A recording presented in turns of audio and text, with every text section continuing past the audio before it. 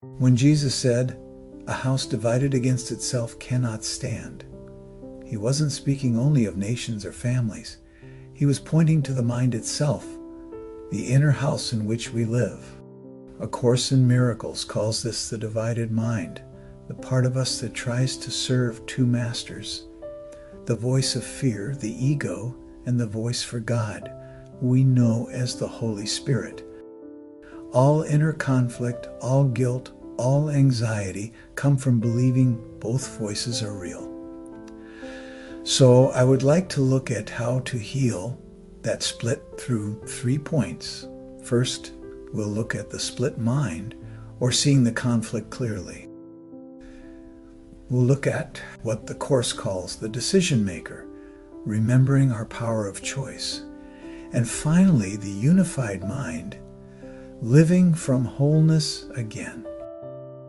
There is an unusual passage in chapter 3 of the Course that reads, "The mind can make the belief in separation very real and very fearful, and this belief is the devil." So what does the Course mean here? It's not about a literal devil. What the Course is saying is, when we look at the world, it seems divided, right and wrong, gain and loss, us versus them. But what we're really seeing is a projection of the inner division between love and fear. This story may illustrate this point. It's called The Two Wolves. Cherokee elder told his grandson, "There are two wolves inside me. One is angry, jealous, fearful. The other is kind, peaceful, and loving." The boy asked, "Which one wins?" "The one you feed," replied the elder. That's the divided mind in action. Each day we feed either fear or love, and our experience follows. In the book of James in the Bible, it speaks of a double-minded man, which comes from the Greek word dipsukos, meaning wavering, uncertain, doubting, or having divided loyalties or two conflicting desires.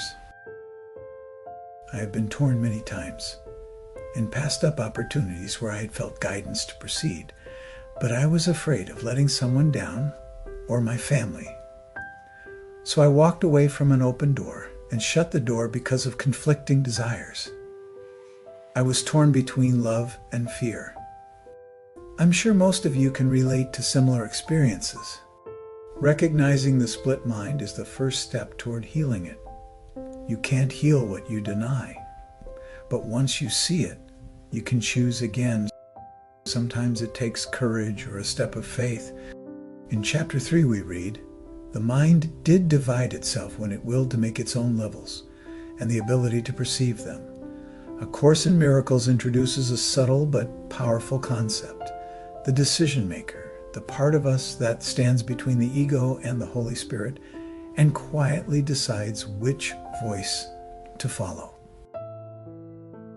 So let's say you're late for an important meeting and traffic is at a standstill. The ego whispers, "This always happens to me." The Spirit gently says, "You are safe. Nothing real can be threatened." The road doesn't change, but your inner experience does.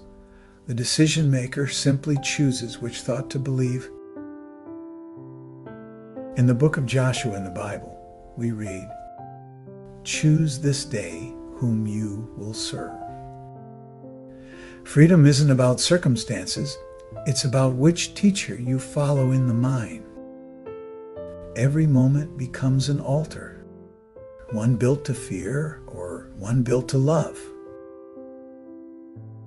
The Course reminds us that only the mind itself can miscreate, and because it is free, it can also choose to correct itself. The goal of healing is not to fix the ego, but to remember it isn't real. When we choose the Holy Spirit's interpretation instead of the ego's judgment, the mind becomes whole again. Peace returns because we've stopped trying to serve two masters. Imagine a cracked mirror. You look into it and see your face distorted and broken. You start to believe you are the one who's broken. But when the mirror is mended, you realize your face was never damaged, only your reflection was. That's what atonement means in the Course, the correction of perception. We were never truly separated, we just believed the illusion. In my own life, I carried resentment toward my former spouse for years. One day, I finally dropped the need to be right and silently prayed, "Spirit, show me another way to see this." In that instant, peace flooded my mind. My ex hadn't changed, but my perception had. The crack in the mirror was gone. The divided mind is the human condition, but wholeness is the divine inheritance waiting beneath the noise. When we pause and ask, which teacher am I listening to? We open the door to healing. A favorite passage of mine from the Course reads, "Peace of mind is clearly an internal matter. It must begin in your own thoughts and then extend outward."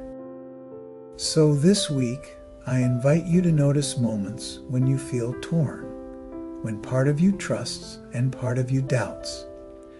Then pause, take a breath, and ask quietly, who is speaking right now?